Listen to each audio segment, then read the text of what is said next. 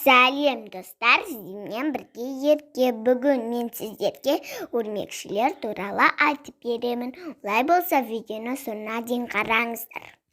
Өрмекшілер өте қызықты әрі жұмбақ. Тіршілік иелеріне жатады. Олар жыртқыш жәндіктер. Кейбір түрі тіпті улы болып келеді. Алайда өрмекшілерді жақсы көріп, арнайы өсіретін адамдар да бар. Өрмекшілердің тыныс алатын қапшықтары кітап беттері сияқты. Өрмекшілер өз жемтіктерін уымен өлтіреді. Содан кейін алынған ерітінді бірнеше сағаттан кейін ішу үшін олардың денесіне ас қорыту шөлін енгізеді.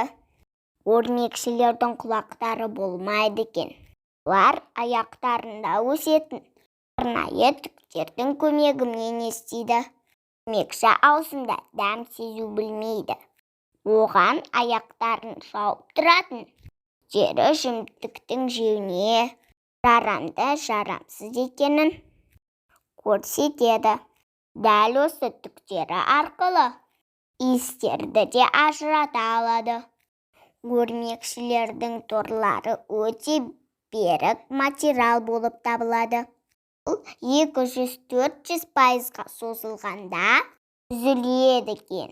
Өрмекшілердің кейбір түрлері назар аударту үшін би билеп береді екен.